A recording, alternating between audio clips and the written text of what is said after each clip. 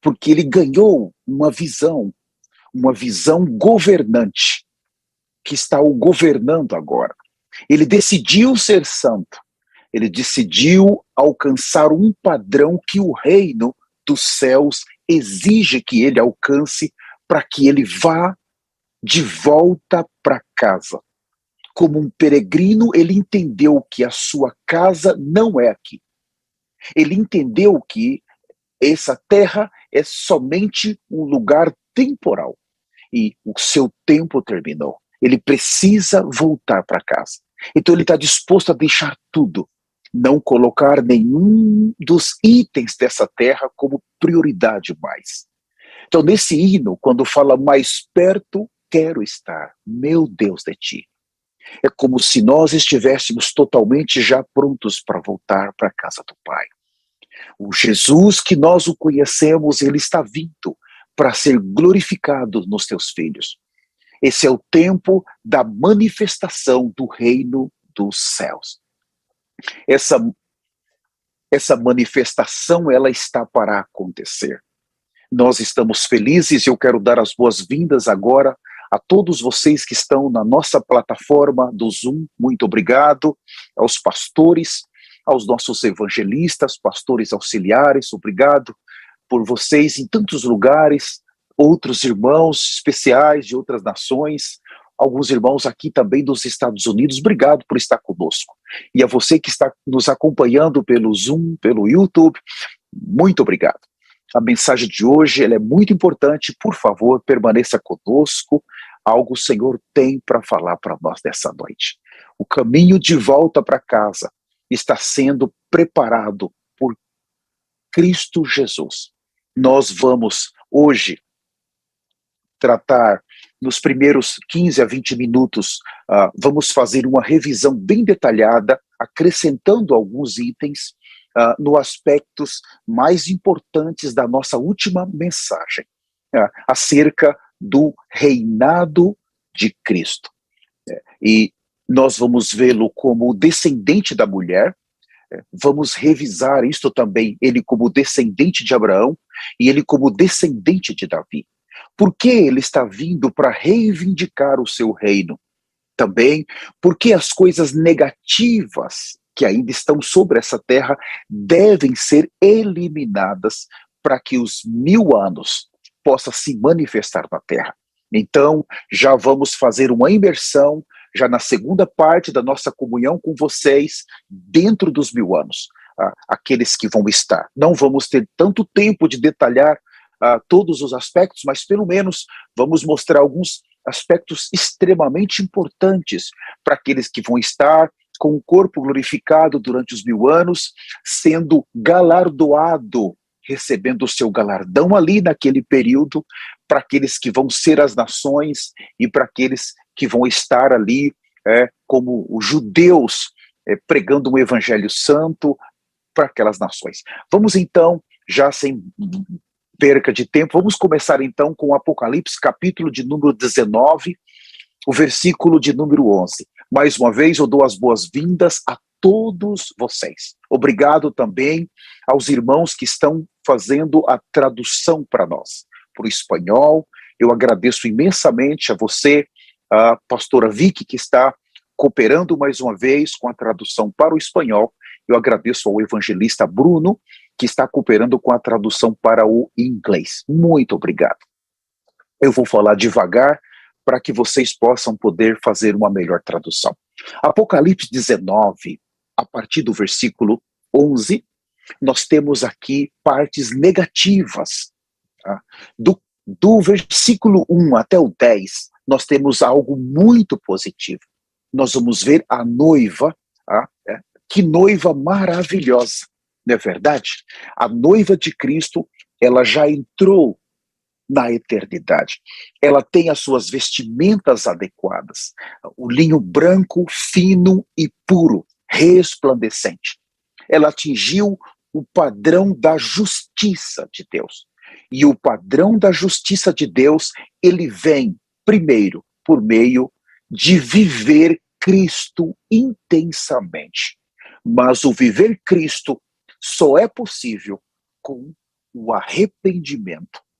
E o arrependimento, ele traz a santidade. Então, nós podemos viver Cristo.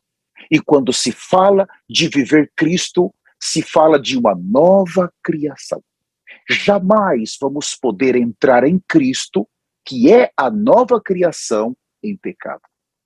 Por isso que essa noiva do capítulo 19, do versículo 1 até o 10, ela atingiu um padrão da justiça exigida pelo reino. Ela viveu a Cristo, uma vida crucificada enquanto ela esteve nesta terra. Enquanto ela pisou os seus pés nessa terra, enquanto ela permaneceu nessa terra, ela decidiu abandonar toda a injustiça, todo o pecado, tudo que era negativo. Amados, quando olhamos para esses primeiros versículos do capítulo 19, nosso coração se enche de esperança, porque nós temos que admitir, essa noiva, ela é composta por irmãos como eu e você, como nós. São pessoas que tomaram o caminho do arrependimento, tomaram o caminho do choro, o caminho do pano de saco, o caminho de viver uma vida totalmente dada ao Senhor. É esse arrependimento que é o verdadeiro viver crucificado. A cruz, ela é aplicada quando nos arrependemos, de uma maneira tão subjetiva, porque quando nos arrependemos, estamos no mais profundo padrão de humilhação. Nós que somos capazes de fazermos tudo sozinhos, temos tanta capacidade, tantas habilidades. Quando nós decidimos ir ao Senhor e dizer, Senhor, eu me arrependo, sou um pecaminoso. Oh, como peco, esse é um padrão que poucos conseguem tê-lo. Porque você se humilha, você vai se humilhar pelo que você é. Toda aquela herança de Adão, você começa a se humilhar por aquilo. E na sua mais profunda humilhação, você está crucificando o orgulho. Você está crucificando esse maligno orgulho.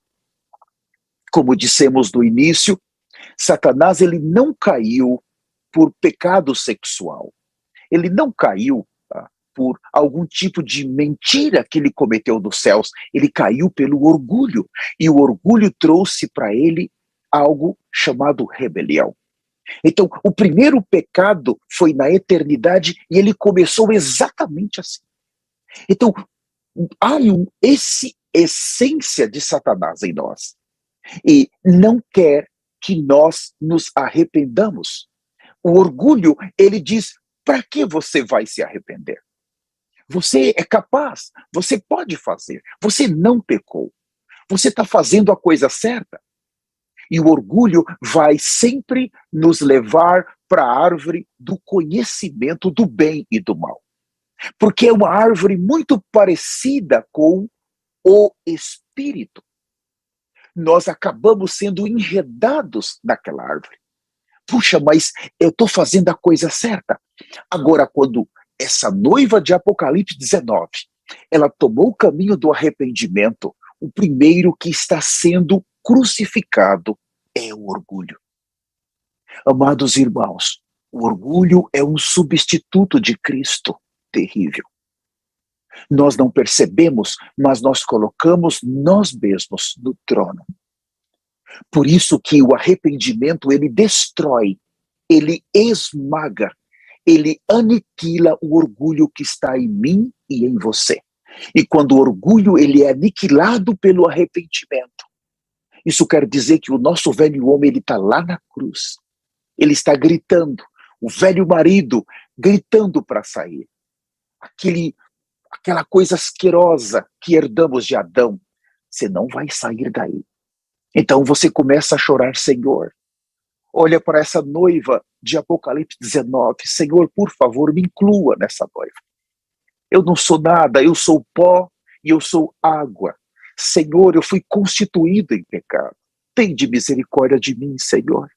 Irmãos, há duas maneiras de um cristão ser justificado. O primeiro, ele é justificado pelo próprio orgulho dele. E eu posso acrescentar, ele é justificado pelo orgulho, ele é justificado pelas obras que foram feitas no ato exterior. E a segunda maneira dele ser justificado é pelo sangue de Jesus. Mas para ele ganhar o sangue, ele precisa de um profundo arrependimento. Muitos cristãos estão sendo enganados. Se não há um profundo arrependimento, a justificação, ela está sendo efetuada na esfera do orgulho, do ato exterior, e essa justificação, ela não traz a reconciliação. Ela vai nos manter amarrados e ele vai nos arrastar para os primeiros 3 anos e meio com o anticristo. Nós precisamos sempre da cruz de Cristo. Se você quer ter experiências práticas, experiências diárias, aplique o arrependimento no seu viver. Mas não faça isso de qualquer maneira. Não familiarize o seu arrependimento. Eu estou falando palavras, irmãos, da minha própria experiência. Não familiarize. Você hoje foi, agora de noite, em profundo arrependimento. Pela manhã você acha que já não precisa mais. Ou se você vai se arrepender, você já faz um arrependimento superficial. Então a justificação vem pelo seu orgulho. E pouco a pouco você vai se apartando da reconciliação subjetiva daqueles que vão atingir a plena filiação. Então a justificação, ela é inadequada quando o velho homem, ele não permitiu a nova criação se manifestar. Assim que, por favor, eu estou rogando a vocês, tratem das coisas subjetivas, dê valor às coisas subjetivas. O senhor precisa ter um sentimento profundo de que esse ser maligno chamado orgulho, velha criação, ele está de fato sendo crucificado. Faça isso. Então nós temos esses primeiros 10 versículos que mostra que a noiva, ela já entrou. Ela tem o sangue, ela foi comprada pelo sangue e ela foi governada por esse sangue.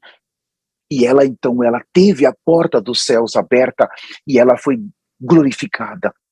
Mas agora, quando chegamos no versículo 11, nós temos a segunda vinda do Messias. Nós podemos dizer, quando ele nasceu, sua primeira vinda, certo? O arrebatamento vai acontecer no aspecto invisível. É a sua segunda vinda no aspecto invisível. Ninguém vai ver. Ou ninguém vai vê-lo. E agora, ele está vindo exatamente nessa segunda vinda visível. Ele está vindo para julgar primeiro o anticristo, o falso profeta e o trono do anticristo. Ele está vindo para julgar Satanás. Ele está vindo para julgar as nações. E por último, ele finaliza com essa era. Todas essas coisas negativas, elas são julgadas, finalizadas. Agora então pode se manifestar os 1000 anos. Para que os 1000 anos se manifeste, é necessário que as coisas negativas que ainda vão estar na terra, elas sejam julgadas. Ele está vindo também para estabelecer o seu reino na terra por 1000 anos. Ele está vindo para reivindicar o seu senhorio, para reivindicar o seu trono. Entende? Ele tem direito do seu trono. Ele é o verdadeiro herdeiro da terra. Ele precisa governar a terra. Mas para que isso aconteça, tudo que nós estamos vendo hoje, as leis que as nações estabeleceram do aborto, os homossexuais, toda essa podridão de pecado, toda essa podridão de rebelião que está sobre a terra deve ser julgado e destruído. Nós precisamos ver que a obra que está sendo feita hoje por esse santo e glorioso ministério dos dois mega profetas do Senhor é uma obra para destruir todo o império de Satanás e para colocar Cristo no seu verdadeiro trono. Não é uma obra qualquer. Não é uma obra que está sendo efetuada por um líder, um pastor, que fundou uma congregação, ou que tem o seu grupo, ou que ele crê em algumas profecias, ou que ele crê em alguma linha de teologia. Irmãos, longe disso. Para efetuar esta obra, para finalizar essa era, o Senhor precisou trazer dos céus 2 anjos para colocar neles uma unção. E então, a partir dessa unção, da fidelidade que eles têm com o seu Deus, eles pudessem levar a cabo a agenda de Deus. Por se tratar da redenção final, Deus, ele não colocaria essa unção nas mãos de qualquer pessoa. Ele precisaria trazer os seus mensageiros dos céus e depositar neles essa unção. É eles que estão finalizando a agenda de Deus nessa era. E essa dispensação será finalizada exatamente com a Batalha do Armagedon. E aí nós teremos o início dos 1000 anos. Vamos então com essa boa introdução, eu creio que nós já estamos prontos para avançarmos. O Apocalipse 19, o versículo 11, fala assim: então olhei, eu vou usar a New King James.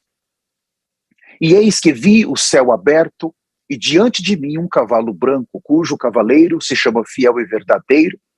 Ele é responsável por julgar e guerrear com justiça. Eu não vou gastar muito tempo aqui, na mensagem anterior nós já falamos. Então, não se engane. Esse Jesus que está vindo, ele não é aquele Jesus que nasceu numa manjedoura. Lindo, bonzinho. Ele vem para guerrear. Ele vem para fazer guerra. Versículo 12, seus olhos são como chamas vivas de fogo, e em sua cabeça muitos coroas e um nome escrito que somente ele conhece. 13, estava vestido com um manto salpicado de sangue, e seu nome é Palavra de Deus. Então esse sangue aqui não está relacionado com o sangue que foi derramado na cruz.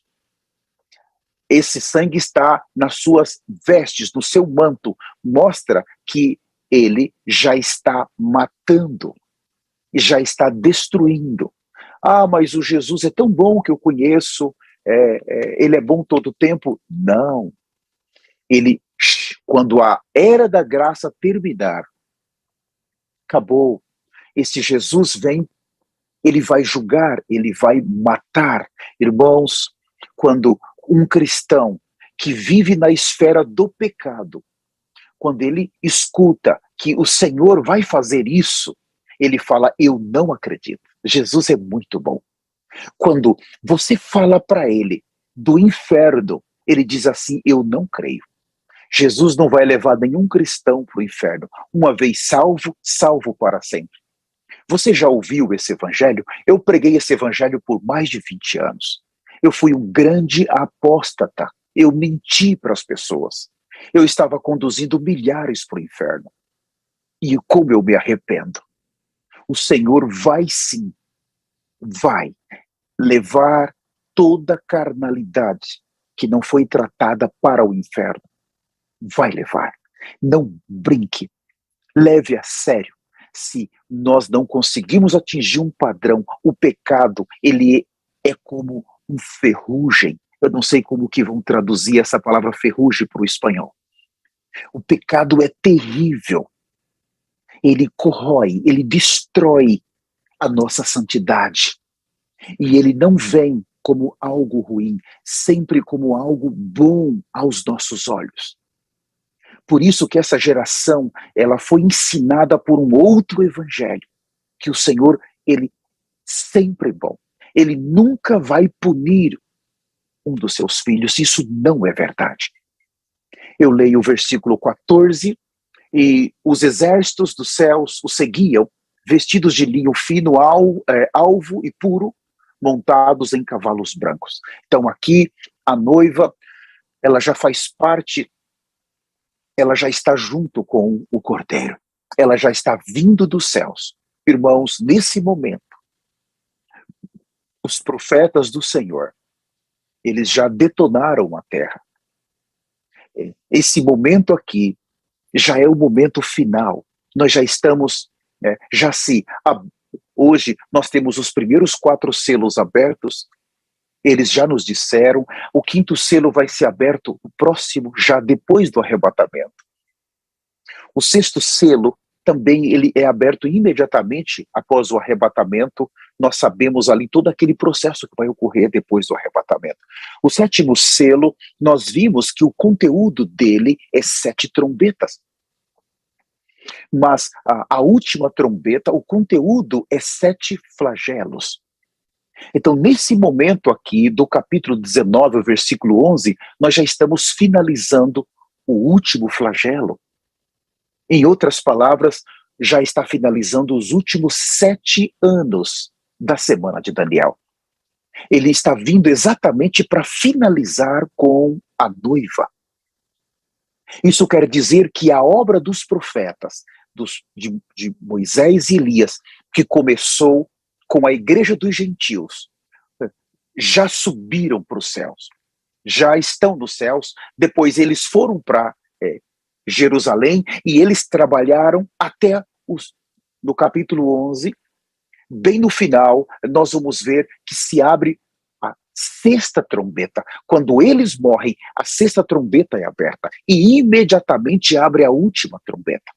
Então, eles estão colocados em uma posição, quando eles morrem, e eles são levados para os céus exatamente no final da 6ª trombeta e da 7ª. Quer dizer que a obra que eles efetuou por eles ressuscitarem foi aprovada por Deus. A ressurreição confirma que o que eles fizeram, o Pai aprovou. Toda a agenda de Deus foi conduzida com muita fidelidade por eles. Agora eles voltam para os céus e eles não vão voltar na terra durante os 1000 anos. Eles já disseram para nós que eles vão estar durante os 1000 anos nos céus. Em Hebreus 2, o 5, fala que não é dado para os anjos governar os 1000 anos. Mas vai ser para o Cristo crucificado e ressuscitado e a noiva de Cristo. E eu espero que parte desses que fazem parte da noiva esteja conosco nessa plataforma, no Zoom, no YouTube, no poderoso nome de Jesus. Esse ponto é fundamental. Ele vem com um exército que há nos céus. Eu não vou detalhar porque eu preciso correr aqui. A minha esposa sabe do meu horário, eu não posso brincar com isso. O versículo 15, uma espada afiada sai-lhe da boca para ferir com ele as nações. Ele as regerá com cetro de ferro. E ele mesmo é o que pisa o lagar do vinho da justa ira de Deus. Então nós temos aqui o lagar do vinho, ele pisa. São 3 itens importantes. Quando se fala de cristãos genuínos, fala de trigo. Quando se fala dos judeus, fala de figueira. Mas quando se fala de rebeldes e nações, fala de uva. Então ele está vindo para pisar exatamente. Essas uvas, elas vão ser esmagadas, vão ser mortas. São 3 aspectos extremamente importantes. Aqui ele já vem para pisar essas uvas, que representam as nações e representa os rebeldes, os cristãos rebeldes, que maioria aqui já aceitou o sinal do anticristo, aqueles que não foram mortos ainda, e eles vão ser mortos. Tá certo? E não posso detalhar por causa do tempo, esse versículo é muito poderoso, mas aqui nós vamos ler um versículo mais. Depois eu vou voltar aqui para falar sobre governar as nações durante os 1000 anos com cetro ou com vara de ferro. Governar com uma vara. Vamos falar disso daqui a pouco. Nós temos então as coisas que estão sendo julgadas aqui. Eu vou ler com vocês mais alguns versículos. O 16, em seu manto, sobre a coxa, traz escrito este nome, Rei dos Reis e Senhor dos Senhores. Avistei um outro anjo que se colocou em pé no sol e que chamava em alta voz a todas as aves que estavam em pleno voo pelo meio do céu. Vinde, ajuntai-vos para a grande ceia provida por Deus, a fim de comerdes a carne dos reis, de comandantes, de poderosos, de cavalos, de seus cavaleiros, pequenos e grandes. Então nós temos aqui o final da grande batalha do Armagedon. Eu preciso ler um versículo mais, Apocalipse 14, o versículo 20, mas eu volto ainda para esse número. Apocalipse 14, 20 fala assim: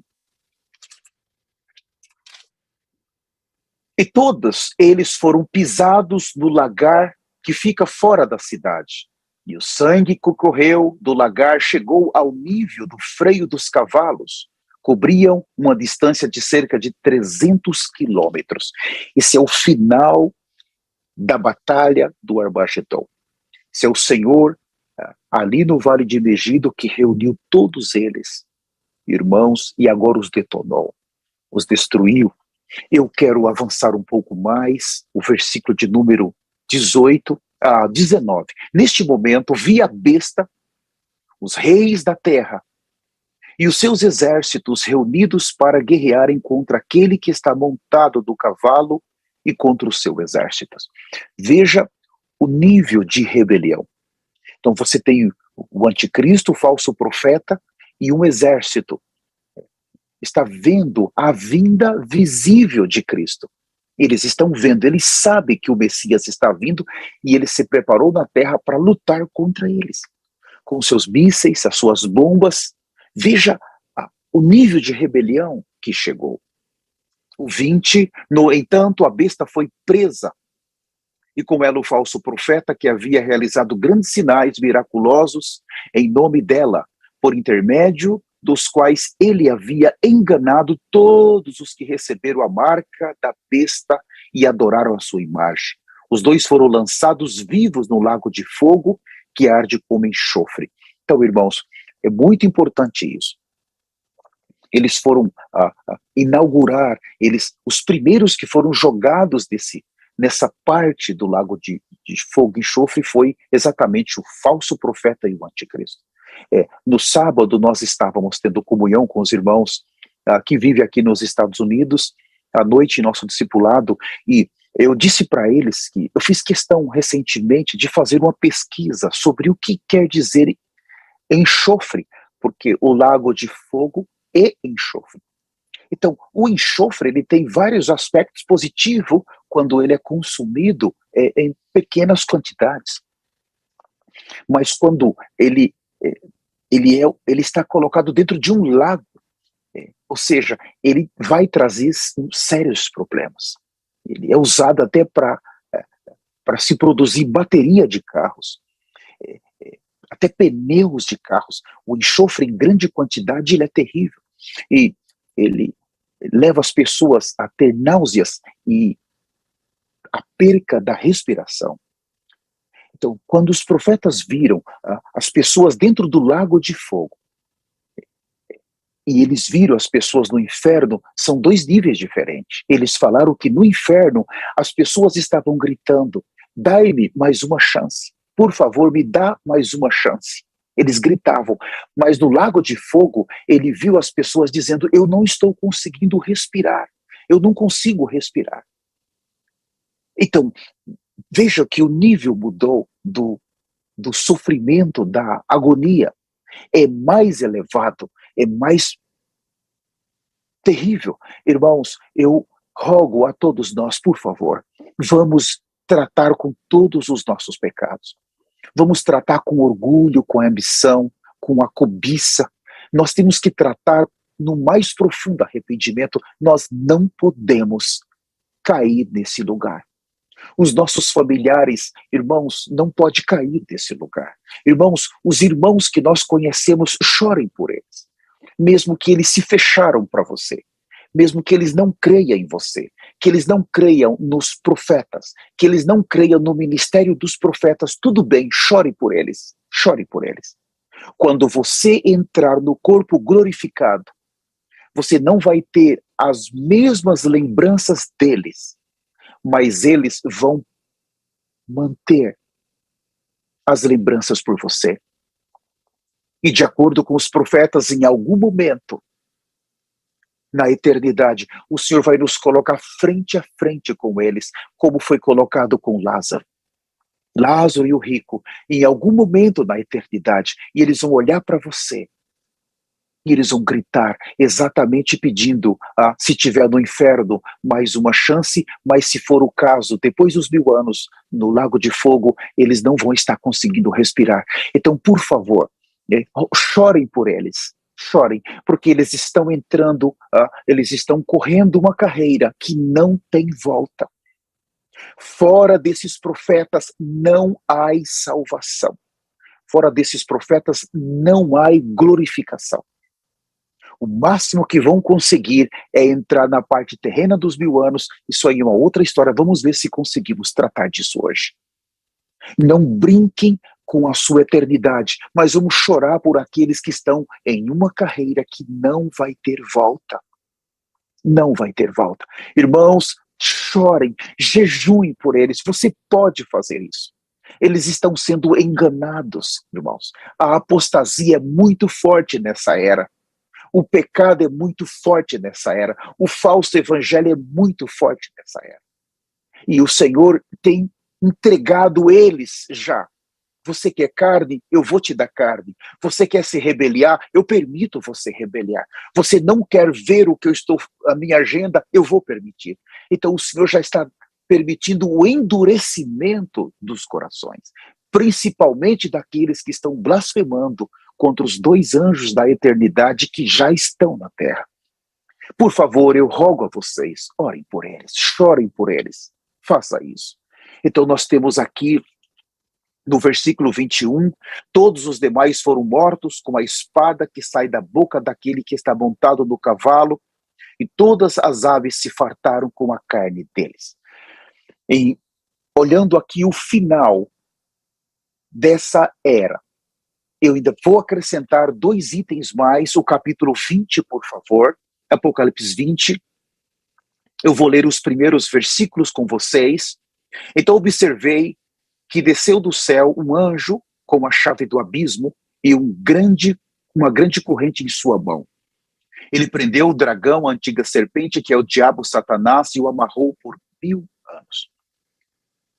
Lançou-o no abismo, onde fechou e pôs um selo sobre ele, para que não enganasse mais as nações, até que os 1000 anos se completassem. Depois disso, é necessário que ele seja solto por um pouco de tempo. Depois, no final, eu vou voltar aqui para nós vermos o final da história desse personagem terrível, muito terrível. Então, nós temos aqui, Satanás está indo para um abismo, é uma prisão provisória. Está bem? Ele está indo para essa prisão provisória. Mas nós estamos vendo que o anticristo e o falso profeta já foi para penitenciária, lago de fogo, prisão definitiva. Não sai mais de lá. Vai ficar ali para sempre. 2 homens. O anticristo é um homem, o falso profeta é um empresário, eles vão ficar ali para sempre. E depois dos 1000 anos, Satanás vai se juntar a eles para sempre. Tá? Então agora nós vimos como que as coisas negativas elas estão sendo julgadas de uma maneira rápida. Agora vamos ver a parte positiva do reinado de Cristo. Vamos começar desde o princípio, rapidamente, Gênesis capítulo 3, eu não vou detalhar esses versículos, está bem? Eu vou apenas fazer uma revisão rápida. Gênesis capítulo 3, o versículo 15, nós temos aqui, depois da queda de Adão, aparentemente Deus perdeu. Deus criou o homem, o colocou na presença, o colocou no jardim, o homem caiu, então acabou tudo. Não. Então, no versículo 15, estabelecerei inimizade entre ti e a mulher, entre a sua descendência e os descendentes dela, porquanto este te ferirá a cabeça e tu lhes picarás o calcanhar. Então, eu quero ler em outra versão, esse versículo que eu considero extremamente importante agora, Gênesis capítulo 3, o versículo 15. Porém, inimizade entre ti e a mulher, entre a tua descendência e o seu descendente. Então nós temos aqui, primeiro, Deus está dizendo, eu estou colocando uma inimizade entre a serpente, Satanás e a sua descendência. Então você vê aqui, Satanás, como a serpente, ele tem uma descendência. Quer dizer que ele tem um povo na terra. Mas ele fala, uma inimizade eterna. Todas as vezes que nós nos tornamos amigos da serpente, nós caímos. O Senhor, ele disse, você não pode ter amizade com ela. Amizade com os pecados, amizade com o reino dela. Deus já estabeleceu essa inimizade. Não vamos lutar, irmãos, para ter isso. Vamos fugir, mas ela também tem os seus descendentes. Existem pessoas nessa terra que são os filhos da serpente. E eles estão muito próximos. Nós temos que tomar muito cuidado, porque nós podemos ser influenciados com muita facilidade. Isso é muito grave. Aqui nós temos a palavra descendente. O descendente que viria para esmagar a cabeça dela. Esse descendente viria da mulher. Então, Deus, ele está pregando o evangelho aqui. Isso é uma pregação do evangelho. Ele está dizendo aqui que esse descendente, ele vai nascer da mulher para esmagar, para vencer essa serpente, para vencer o veneno que entrou dentro da humanidade. Esse veneno chamado pecado, que levou o homem a ser condenado à morte. E ele está apontando para Cristo. O descendente aqui da mulher é Cristo.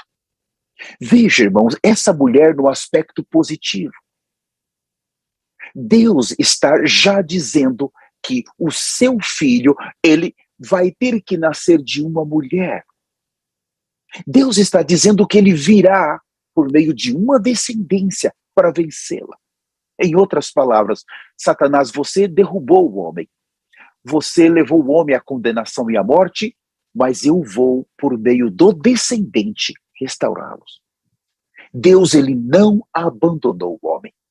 Por isso que aqueles que estão sendo alcançados pelo descendente da mulher devem manter a inimizade com a serpente. Deve manter. Segundo aspecto do descendente, por favor, abram comigo Gênesis, capítulo 12. Isso nós vimos recentemente, os profetas falaram para nós na sexta-feira. Gênesis 12, versículo 1, vou ser rápido. Então o Senhor veio a Abraão e lhe ordenou, sai da tua terra, da tua parentela e da casa do teu pai, e dirige-se à terra que te indicarei. Eis que farei de ti uma grande nação. Eu te abençoarei grandemente, teu nome será uma bênção. Abençoarei os que te abençoarem, amaldiçoarei os que te amaldiçoarem. Por teu intermédio abençoarei todos os povos sobre a face da terra. Então aqui nós temos uma bênção de Abraão, de Deus para Abraão. E algo muito precioso. Agora, por favor, vamos para um versículo chave, que é o capítulo 15, ainda Gênesis 15, somente o versículo 18. Fala assim, Gênesis 15, 18. Naquele mesmo momento fez o Senhor a seguinte aliança com Abraão. Aos teus descendentes, olha só, dei esta terra. Eu vou ler em outra tradução, Gênesis 15, 18, fala assim, esse é um versículo importante, naquele mesmo dia fez o Senhor aliança com Abraão, dizendo, a tua descendência dei esta terra. E aqui fala aos teus descendentes. Agora, nós estamos vendo a segunda vez a palavra descendente.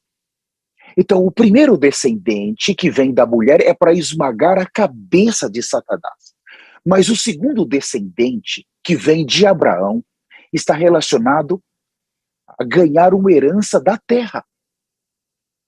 Essa terra, eu não estou lendo todos os versículos, mas Deus aqui, ele não vai falar dos lugares somente, como ele vai demarcar uma terra. E esse descendente aqui, ele é muito importante. Deus está dizendo a Abraão, há um descendente.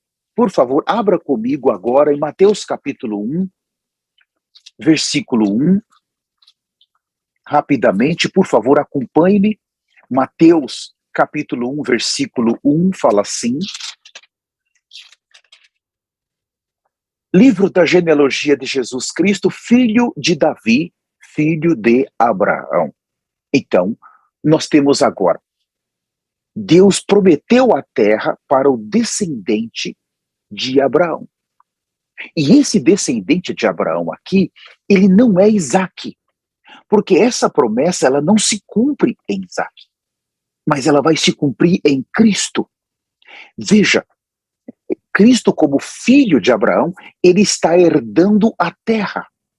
No capítulo de número 15, mas no capítulo 12, o Senhor disse que viria o quê? Um povo, multidões de Abraão. Então, a bênção do descendente de Abraão, primeiro, é um povo, no capítulo 12, segundo, é a terra, no capítulo 15. Esses itens, por favor, eles vão se cumprir aonde? No milênio. Eles vão se cumprir na íntegra do reino milenar. Quando se fala de Cristo, veja, as promessas que vêm, desde o descendente da mulher, ele vem para tratar com as coisas negativas que foram colocadas dentro do homem pela serpente. Mas agora, quando começa a falar do descendente de Abraão, ele vem para reivindicar, o Messias vem para reivindicar essas bênçãos. Por favor, abram comigo em 2 Samuel, são versículos que nós lemos na última mensagem. Eu gosto muito desse versículo de 2 Samuel, capítulo 7. Eu vou ler vários versículos com vocês, mas eu quero pedir para vocês ler todo o capítulo 7, por favor. E no capítulo 7 de 2 Samuel, leia colocando Cristo, leia colocando o Messias, leia focando nos 1000 anos. Essas promessas aqui são para os 1000 anos. Tá? Eu vou começar, por causa do meu tempo, eu vou começar com o versículo 12, 2 Samuel 7, 12. Quanto Deus aqui está usando o profeta Natã para falar com Davi, com o rei Davi. Quanto a sua vida chegar ao fim na terra e vieres a descansar na companhia dos teus antepassados, escolherei um dos teus filhos para sucedê-lo, um fruto do seu próprio corpo, e eu firmarei o reino dele. Então aqui, preste atenção, o foco aqui já é Cristo. 13, será ele quem edificará uma casa em honra ao meu nome, e eu firmarei o trono dele para sempre. Veja, o trono de Salomão não foi firmado para sempre. Não foi. O trono de Salomão, ele perdeu o trono por causa do pecado.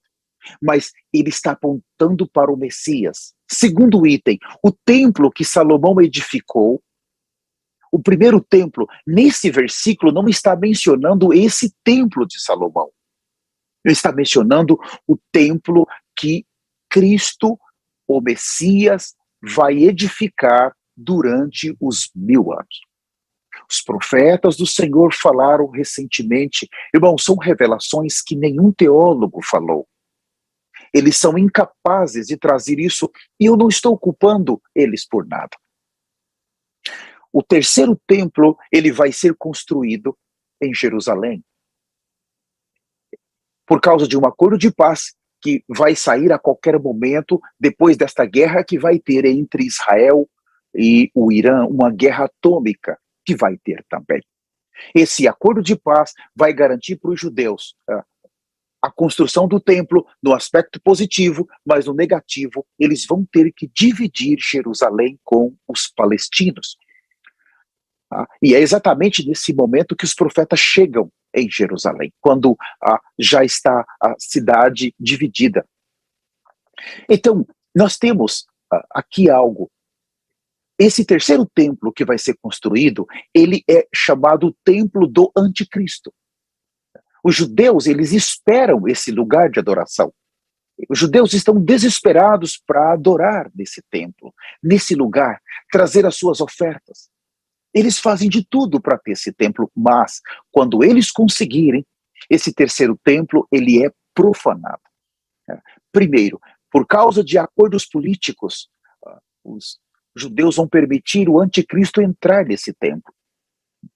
E ele é um gentil, e um gentil não pode entrar nesse templo, de acordo com a lei, mas vai entrar, o falso profeta é o empresário judeu também entra, e depois, no meio dos 7 anos, ele vai colocar ali no templo a sua imagem, e vai obrigar os judeus a adorar.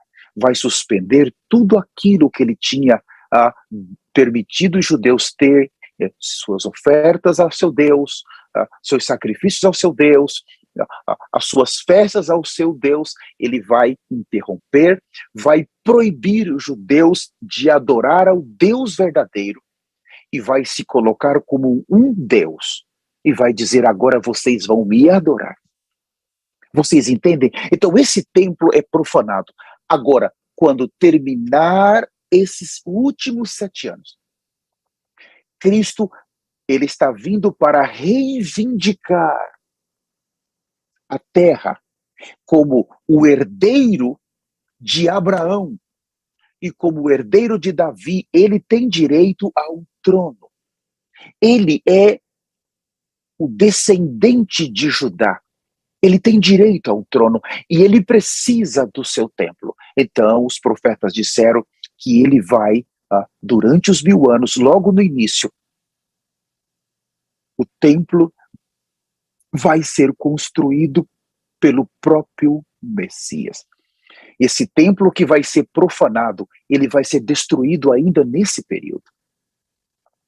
Agora o Messias constrói, e esse templo que o Messias vai construir para os 1000 anos é considerado a casa do Messias. Essa casa, ele está vindo para a sua casa. Hoje nós dissemos, ele está vindo para a casa que é a igreja. Quando o arrebatamento acontece, o Senhor não tem mais casa na terra. Não tem. Agora, a casa que ele prometeu para Davi, o Senhor está prometendo um trono eterno. Então, ele precisa dessa casa que vai ser edificada por ele, e ele vai vir para essa casa para habitar por 1000 anos. Durante o seu reinado, o Messias habita por 1000 anos. E de acordo com os profetas, quando finalizar os 1000 anos, o próprio Deus, ele vai arrancar, ele vai tirar esse templo que foi construído pelo Messias e ele vai levá-lo para os céus. Os profetas disseram que ele não permanece na terra. Ele não foi profanado. O próprio Messias passou a governar a partir dali. Irmãos, isso é tão precioso. Eu toco tanto nisso. Sabe, quando olhamos as promessas da Bíblia, feitas pelo próprio Deus, e nós estamos colocados na história da humanidade em uma posição muito adequada. Quando olhamos para trás, se passaram milhares de anos, e nós conseguimos ver que muitas profecias que apontavam para a primeira vinda do Messias se cumpriu milagrosamente. Mas quando olhamos para as outras profecias, nós olhamos que há profecias que apontam para a segunda vinda do Messias, no primeiro aspecto invisível e no segundo aspecto visível, e elas estão para se cumprir diante de nós. Agora, quando olharmos um pouco mais adiante para os 1000 anos, nós já estamos vendo como que as promessas de Deus, que foram feitas primeiro para Abraão, segundo para Davi, elas vão se cumprir milagrosamente. Oh, irmãos, e daqueles 1000 anos, que vai ser um reino de paz, um reino de justiça, nós temos o próprio Messias, o Cordeiro glorificado, governando todo o planeta Terra, juntamente com a sua noiva. Que poderoso! Isso é muito tremendo. E as revelações sobre esses 1000 anos, elas começaram a vir agora. Nós vamos ter muitas revelações. Os profetas falaram no máximo 4 ou 5 horas sobre esse tema dos 1000 anos. E nós sabemos que agora o foco é Angola.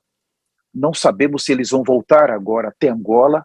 Esse mês, o trabalho está focado para Angola, mas quando terminar Angola, se o arrebatamento não aconteceu, eles vão continuar desenvolvendo esse tema para nós. Tão importante, irmãos. Veja, se nós conseguirmos entrar, não pense mais em um corpo físico, nunca mais. Nunca mais. Agora, o reino do Messias na terra é para as 2 descendências de Abraão. Aquela descendência celestial que vai estar com o corpo glorificado, que é a igreja, mas também uma descendência terrena, que são os judeus, aqueles que conseguirem atravessar os 7 anos e ser purificados. Os judeus que forem assassinados porque não adoraram o anticristo, ou aqueles judeus que já morreram no passado, eles vão estar na mesa das bodas do Cordeiro. E eles vão governar também, juntamente conosco, com o corpo glorificado. Por eles serem os detentores da lei, conhecerem a lei em profundidade. Vocês sabem que em um reino, vocês sabem que existem os magistrados, aqueles que cuidam da parte da lei. Os judeus, exatamente, eles vão ocupar uma das suas funções, é essa posição.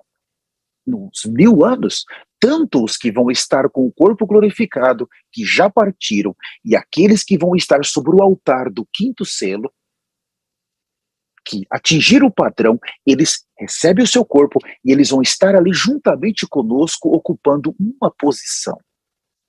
Agora, judeus que não foram mortos pelo anticristo e que conseguiram atravessar por os 1000 anos, eles vão ocupar na terra uma posição extraordinária também. Todas as coisas vão ser destruídas pelos profetas. Eles vão detonar tudo. Mas, quando começar os 1000 anos, Cristo, ele vai reconstruir.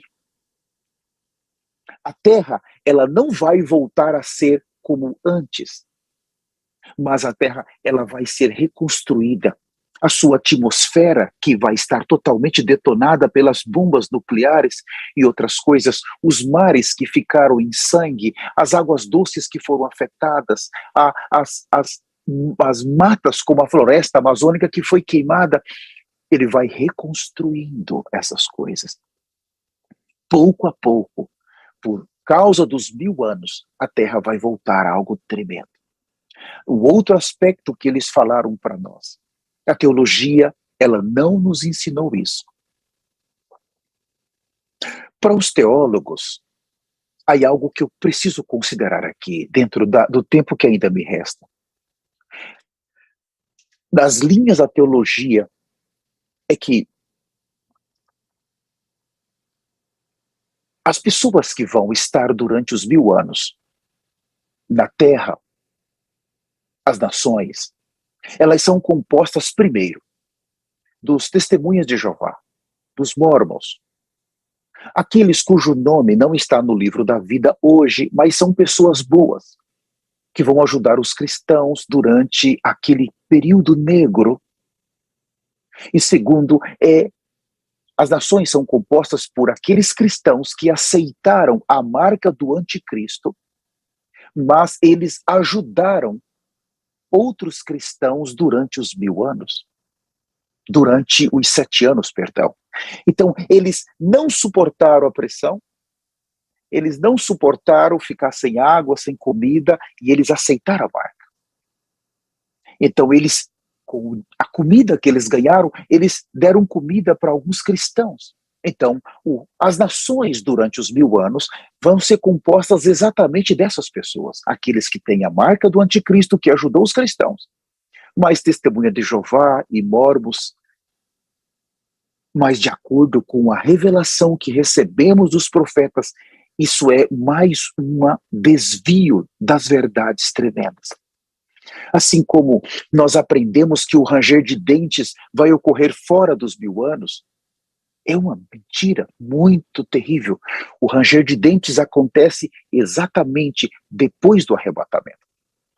É quando aqueles cristãos que eram meu amigo e seu amigo, aqueles que eram próximos de nós, aqueles que nos conheciam, ou até nossos familiares que rejeitaram, nos humilharam, nos abateram, aquelas pessoas, quando elas descobrirem que a salvação visitou, que a salvação esteve próximo, que elas tiveram a chance de serem humildes, a chance de não serem soberbas e orgulhosas, quando elas descobrirem que elas perderam a última visitação, que o arrebatamento aconteceu, aí começa o ranger de dentes.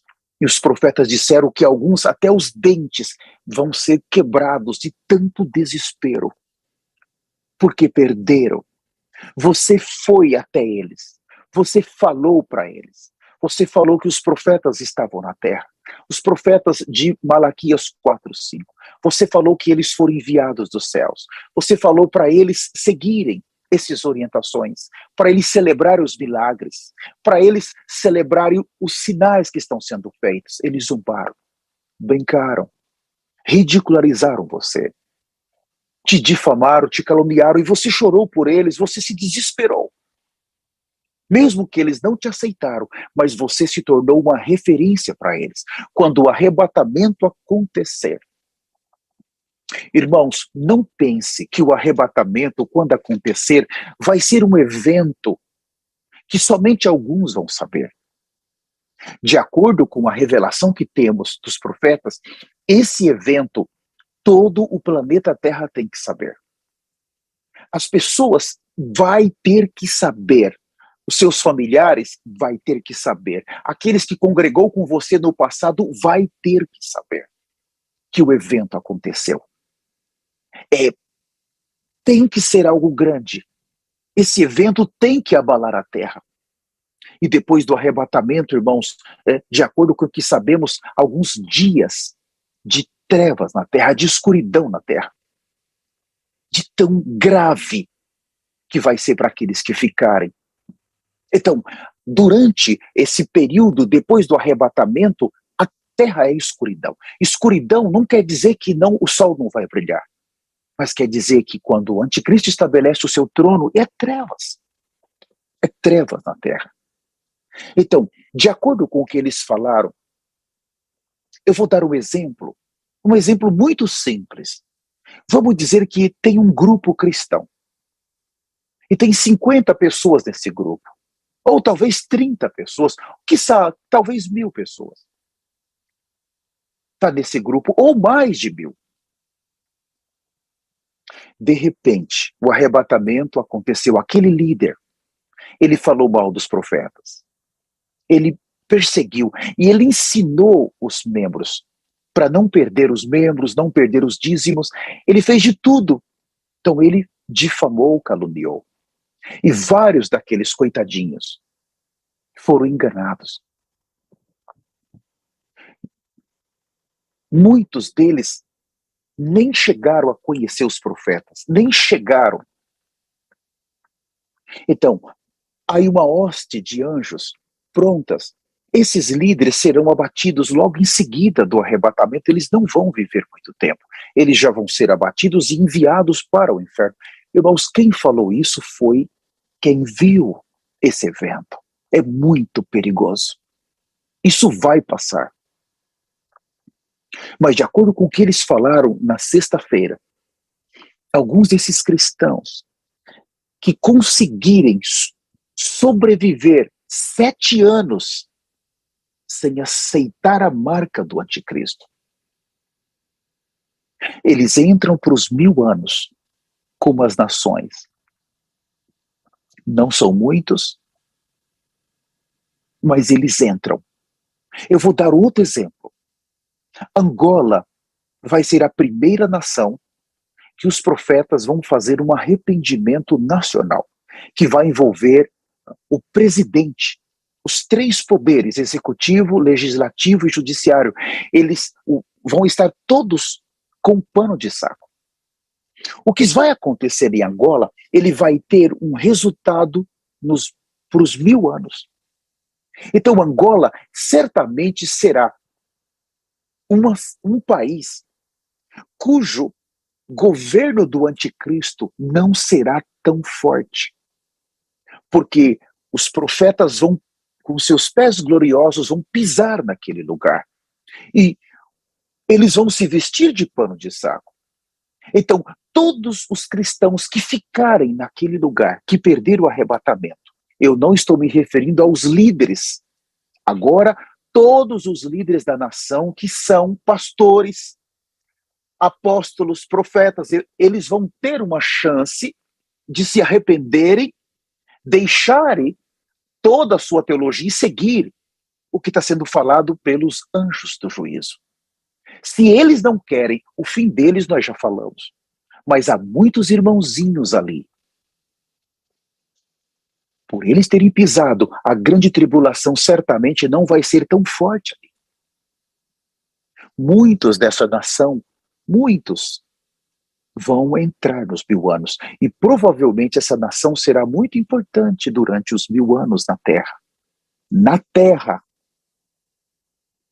Aonde os profetas pisaram os seus pés pregando, provavelmente será muito importante na Terra. Eu me refiro novamente à Terra. A igreja já foi embora, já está glorificada. Agora nós vamos ter os 1000 anos com o reino de Cristo na Terra, juntamente com os vencedores. Juntamente com a noiva. É durante os 1000 anos que alguns vão ter os seus galardões. Agora nós estamos conquistando nossos galardões. E eles vão se manifestar exatamente durante os 1000 anos. Uns vão governar 10 cidades. Eu preciso ler com os senhores, mas daqui a pouco. Espere um pouquinho mais. Não, vamos ler rápido porque o meu tempo está acabando. Abram comigo Lucas,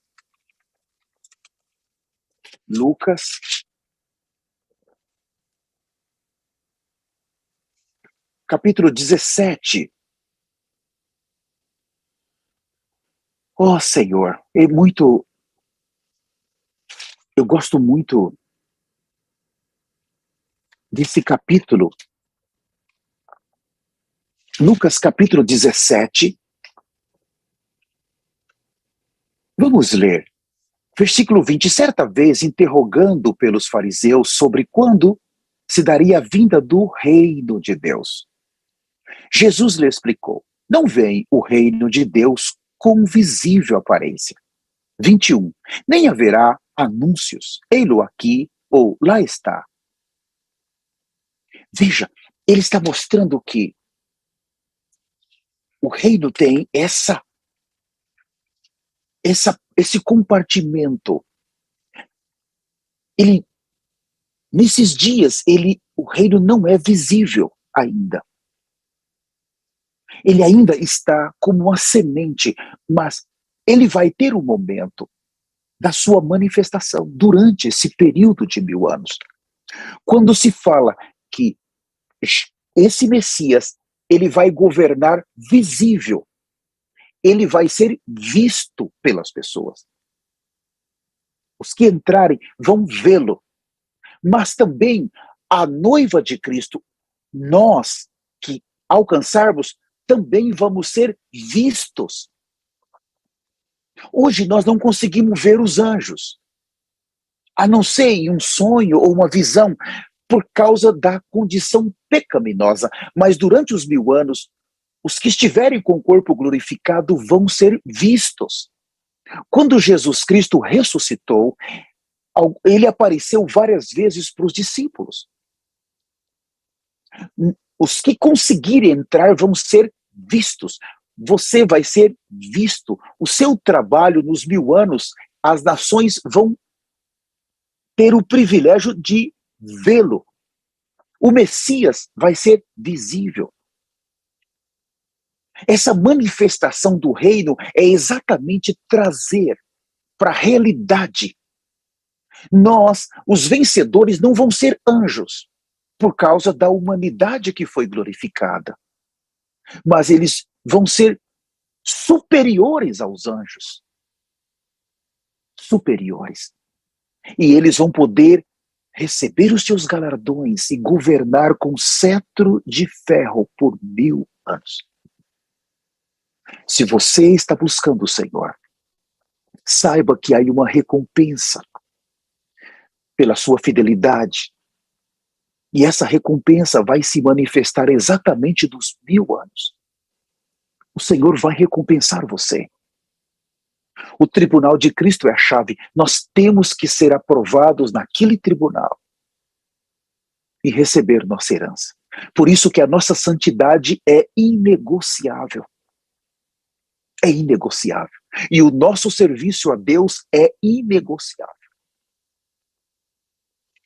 Inegociável. Nós não abrimos mão. Abram comigo agora. Eu vou ler mais 3 ou 4 passagens e já vou terminar. O meu tempo já está praticamente finalizado. É Lucas 19 ainda. Lucas 19.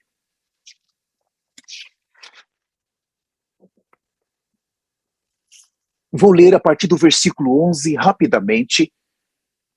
Estando eles a ouvi-lo, Jesus passou a expor-lhes uma parábola, visto estar próximo de Jerusalém, e o povo imaginar que o reino de Jesus ia se estabelecer ali a qualquer momento. Então, havia esse sentimento, e o reino vai se estabelecer durante os 1000 anos. 12. E assim contou-lhe Jesus. Certo homem de nobre nascimento partiu para uma terra longínqua, com o objetivo de ser coroado rei de um determinado reino e regressar. Convocou 10 dos seus servos, a cada um confiou uma moeda de ouro e, orientando-o a todo, lhe disse: fazei com que esse dinheiro produza lucros até que eu volte. Entremente, seus súditos o odiavam e por isso mandaram uma delegação atrás dele protestando: não queremos que este venha e reine sobre nós. Irmãos, quantos hoje não querem o reino do Senhor? Não querem se submeter ao Senhor. 15. Contudo, ele tomou posse do reino e voltou. Aqui fala da sua primeira vinda, fala da sua segunda vinda.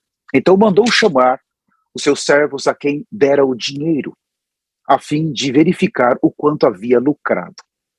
O primeiro chegou e relatou: Senhor, a tua moeda de ouro rendeu 10 vezes mais. Ao que o Senhor o elogiou: muito bem, servo bom. E por ter sido leal no pouco, governará sobre 10 cidades. Ele já está falando dos galardões durante os 1000 anos. Oh, irmãos, que poderoso. Fiel no pouco. São tão poucos anos que nós vamos ficar nessa terra. Ele está dizendo: eu vou te colocar no muito sobre uma eternidade. Puxa, irmãos, é como olhar o quarto templo que vai ser construído pelo próprio Cristo durante os 1000 anos. É uma casa provisória, mas quando termina os 1000 anos, ele é levado para os céus, e aí temos a Nova Jerusalém, que é a casa definitiva de Cristo. Puxa, é tão bom ouvir isso dos profetas, eles falaram dessa maneira hoje, mais ou menos 5 da manhã. Eu leio ainda o 18, vindo o segundo servo, lhe declarou: Senhor, a tua moeda de ouro produziu 5 vezes mais lucro. E a este determinou: terás autoridade sobre 5 cidades. O 20, veio então o outro servo explicando, veja, cheio de opiniões. Eis aqui, Senhor, a tua moeda de ouro, que eu envolvi num lenço e conservei bem guardada. Tive receio de ti, porquanto és um homem muito severo. Tira o que não pusestes e colhes o que não semeastes. Então o Senhor o julgou. Por tuas próprias palavras eu o condenarei, servo mau. Sabia que eu sou homem rigoroso, que tiro o que não depositei e ceifo o que não semeei. Sendo assim, por que não investiu o meu dinheiro no banco? E então no meu retorno o receberia com juro? Então os banqueiros são exatamente os irmãos desse ministério que estão nos ajudando a multiplicar os nossos talentos, a ganharmos mais da vida, da natureza, a pregarmos o evangelho, não pararmos, sermos essas pessoas que pregam, essas pessoas que se envolvem com o serviço, mas nunca colocar o serviço como prioridade. Não façam isso. Primeiro é ganhar Cristo, é ganhar a vida. Se você está maduro nisso, o seu serviço vai ser um resultado desse exercício diário, tá bom? Faça isso com muito cuidado no Santo dos Santos, tá? Então nós temos aqui um princípio muito importante. Nós temos que ver que há galardão nos 1000 anos. Eu quero finalizar com 2 livros maravilhosos para nós vermos dentro dos 1000 anos. Irmãos, que coisa maravilhosa. Nós lemos esses versículos com os profetas, eu fiquei chocado. Nós já lemos tantas vezes esses versículos, né? Abram comigo Zacarias 8, o versículo 5, mas quando começamos a ganhar a revelação, já não é uma revelação que vem de um teólogo que já morreu, mas os seus escritos seguem influenciando as pessoas. Zacarias, capítulo de número 8, por favor, o versículo 5 fala assim: nós estamos vendo alguém falar agora. Alguém falar agora. Oh, que poderoso, irmãos. Se eu falar o que eu vou falar aqui, muitos que não estão nesse ministério, eles se escandalizam. Mas você que está nesse ministério não vai se escandalizar. E eu quero dizer que eu não tenho nenhuma preocupação de falar a verdade. Não tenho. Eu já fui um grande mentiroso, um grande apóstata e um grande pecador. Então, por que eu vou me preocupar de falar a verdade? Esses 2 profetas que estão na terra hoje, somente aqueles que desceram dos céus podem entrar nos céus. Eles, a todo tempo, nesses quase 20 anos de ministério, eles entram nos céus livremente. Eles estão sempre diante do trono de Deus Pai, recebendo orientações lá. Eles estão sempre diante do trono do Cordeiro, recebendo orientações. Eles estão sempre recebendo as folhas da árvore da vida para a cura das nações. Por isso tantas curas estão acontecendo na terra. Nós estamos experimentando os poderes do mundo vindouro. Essas folhas é para os 1000 anos. Essas folhas é para a Nova Jerusalém. Mas por causa da incredulidade que há, e até mesmo no ministério, os sinais são necessários e os milagres, para que muitos não se percam e que entenda quem está andando na terra. Então o Senhor, Ele está permitindo essas folhas serem entregues nas mãos desses profetas para que esses sinais aconteçam hoje. coisas que teriam que acontecer só durante os 1000 anos e a Nova Jerusalém, para que a fé de muitos possa ser mantida. E creia que a mensagem que está vindo da boca desses profetas, ela vem diretamente de Deus. Eles têm acesso ao rio da água da vida. Mas eles descem e eles contam para nós que eles, com o corpo glorificado, eles entram em uma espaçonave que está sobre a Terra, e os astronautas estão olhando para a Terra. Eles entram lá dentro e eles ficam lá dentro e os astronautas não vê. Eles conseguem descer ao mais profundo do Pacífico e eles fazem com que placas tectônicas se choquem e há terremotos. Isso tem acontecido desde 2004.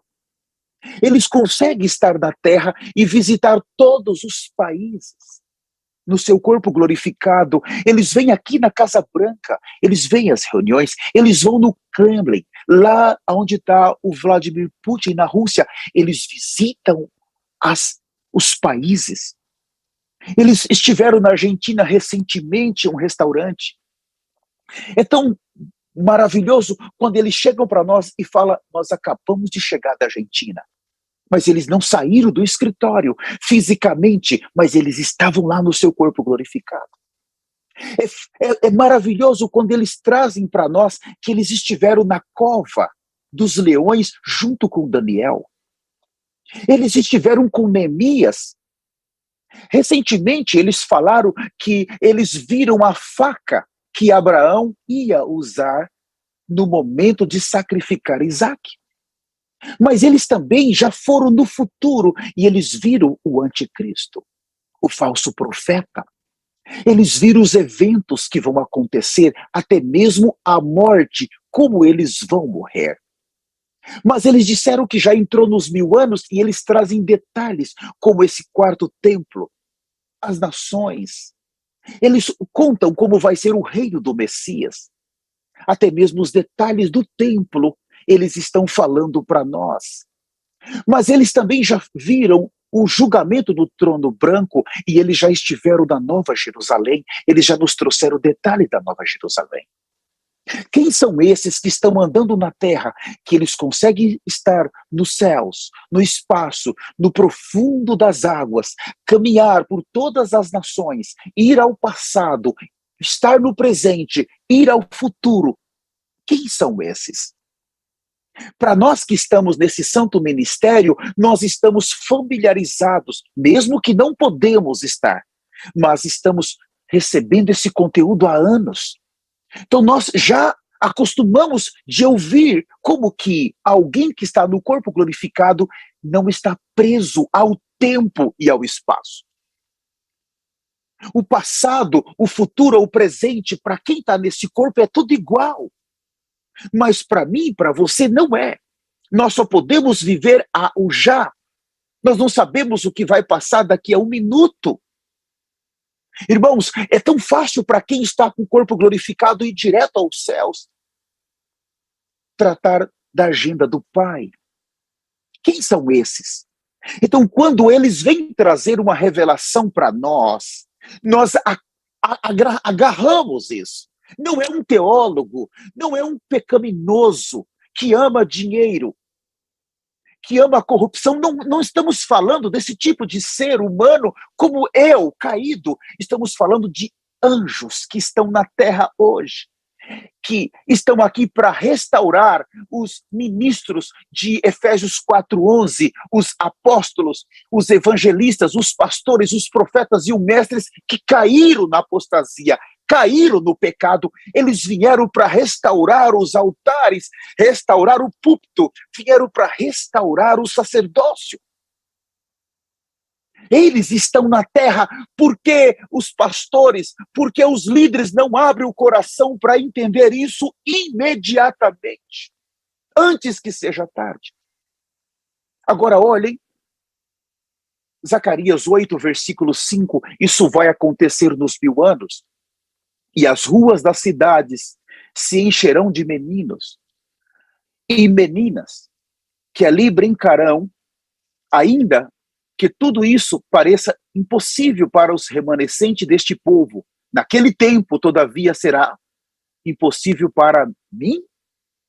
Então, eles mostraram que durante os 1000 anos, as nações vão ter filhos, vão se multiplicar. Mas, antes de explicar isso, que eu acho maravilhoso, Isaías 65, por favor, aí dá para explicarmos juntos. Isaías capítulo 65. Eu vou ler com vocês alguns versículos, a partir do versículo 20, repetindo Isaías 65, a partir do versículo 20. Nunca isso vai acontecer durante os 1000 anos com as nações. Nunca mais haverá nela uma criança que viva poucos dias, nem um idoso que não complete todos os seus anos de idade. Quem morrer aos 100 anos ainda será jovem. E quem pecar somente a partir dos 100 anos será excomungado se não houver arrependimento. Veja, eles disseram muito claro, assim, durante os 1000 anos, as nações que ficarem, primeiro, o pecado que acontecer será tratado imediatamente com vara. Não estou referindo a essas varas, estou referindo à lei. Isso fala que Cristo vai governar com cetro de ferro, mas também fala, nós lemos no livro de Apocalipse, o capítulo 2, a partir do versículo 27, 26 e 27 e 28, que nós, os vencedores, vamos governar com cetro de ferro, com vara. Todo o pecado que as nações cometerem, imediatamente serão punidos. E aqui nesse versículo fala, uma tradução excomungado, essa pessoa pode perder, inclusive, a vida por causa do pecado. No reino de Cristo, o pecado, ele que vai estar nas nações, ele é julgado imediatamente. Imediatamente. Mas também fala que o corpo dessas pessoas, se você ler, eu vou ler novamente o versículo 20, nunca mais haverá nela uma criança que viva poucos dias, nem um idoso que não complete todos os seus anos de idade. Quem morrer aos 100 anos ainda será jovem. Isto quer dizer que, para um homem voltar à época de Adão, eles disseram isso. Então, na época de Adão, houve pessoas que viveram quase 1000 anos. 700, 830, a média de vida era muito alta. Então, eles disseram que essas nações que ficarem vão ter um corpo semelhante àqueles que deram longevidade para as pessoas. Mas eles só vão alcançar essa quantidade de anos se não pecar. Por isso que você vai ter aqueles que vão cuidar da lei, mas vai ter aqueles que vão usar a vara para julgar imediatamente o pecado, para reprimir o pecado, para corrigir o pecado, para ser firme com o pecado. No reino de Cristo não é admitido pecado, ainda que ele vai estar na natureza dos homens. Satanás, ele vai estar no abismo. Durante os 1000 anos, nós temos o falso profeta, nós vamos ter o anticristo já no lago de fogo, não vai ter demônios na terra, mas a natureza pecaminosa está no homem. Mesmo dentro dele, mas quando houver o pecado, ele é julgado imediatamente. Deixa eu finalizar esse versículo ainda. E quem pecar, o 21, a comunidade construirá casas e nelas habitarão, plantarão vinhas e comerão do seu fruto. Não precisarão construir casas para outros morarem, nem plantarem para que os outros se alimentem, pois o meu povo terá vida longa, como as árvores. Os meus eleitos desfrutarão alegremente o fruto do seu labor. Depois leiam tudo isso aqui. Veja, a vida longa, como aqueles descendentes de Adão que viveram tantos anos. É um período de 1000 anos. Irmãos, eu preciso finalizar com Apocalipse, por favor, capítulo 20. O meu tempo, a minha esposa mostrou aqui que já ultrapassou 10 minutos. Apocalipse 20, por favor. O versículo 7 fala assim: quando se completar os 1000 anos, Satanás será solto da prisão e sairá para seduzir as nações que estão nos 4 cantos da terra. Gog e Magog, cujo número é como a areia do mar, a fim de ajuntarem-los para a grande guerra. Então as nações marcharão por toda a superfície da terra e cercarão o acampamento dos santos, a cidade amada. Todavia um fogo desceu do céu e os devorou.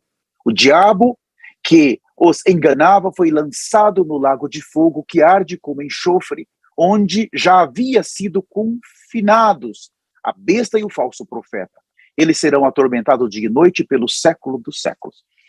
Eu finalizo com isso. Então, acabou os 1000 anos. Mesmo Cristo estando na terra, quando finalizar os 1000 anos, bem próximo, ele é solto. E ele seduz rapidamente aquelas nações que viram Cristo, que foram apacentadas por Cristo, que tiveram o reinado de Cristo, que obedeceram a Cristo. Eles são seduzidos. A natureza pecaminosa, mas Satanás de fora, rapidamente há uma rebelião ali. E eles vêm contra o templo, eles vêm para Jerusalém, eles vêm para guerrear contra o rei. Eles são vencidos, finaliza a história nessa etapa dos 1000 anos com essa guerra de Gog e Magog, essa última guerra é finalizada aqui, eles são queimados, Satanás agora vai direto para o lago de fogo, o trono branco acontece, são julgados. A Nova Jerusalém, ela agora se manifesta de uma maneira nova. E Deus termina esse princípio que ele abriu em Gênesis, no princípio criou Deus. E a Nova Jerusalém continua. Eu quero finalizar dizendo para vocês, não negocie a sua santidade. Nem pense em estar nessa terra depois do arrebatamento. Você tem que buscar viver uma vida santa.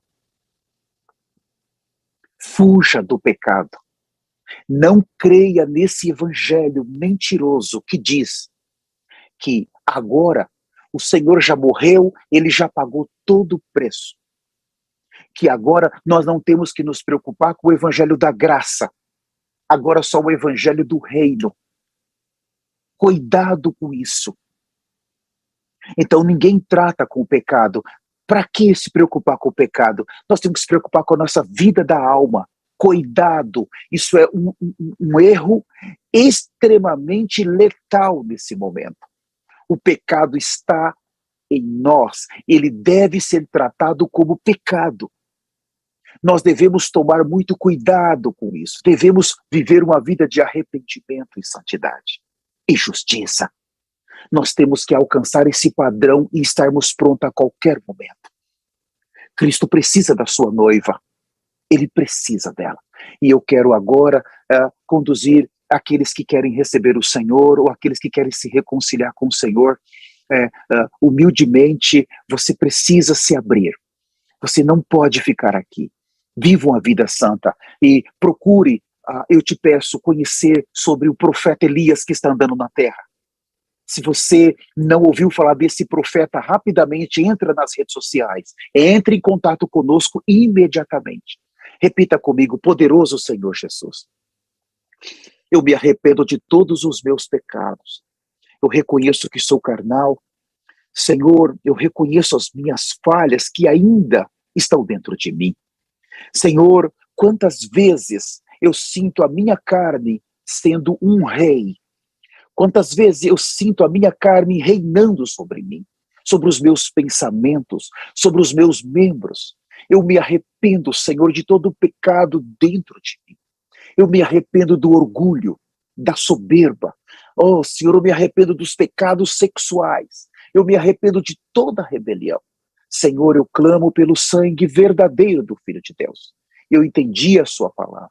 Eu me reconcilio contigo agora, no átrio exterior, no lugar santo e no santo dos santos.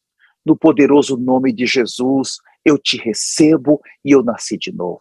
Senhor, conduz os meus passos para a eternidade. Conduz os meus passos para ser essa noiva santa de Apocalipse 19, do 1 ao 10. E me torne, Senhor, digno do teu reino, no poderoso nome de Jesus. Amém. Muito obrigado a você que está conosco no YouTube. Obrigado a você que está conosco também no Facebook. Quero agradecer a você que está conosco também na plataforma aqui, pelo Zoom. Nós também queremos fazer um pedido a vocês. Por favor, nós pedimos, a nossa página do Facebook é nova.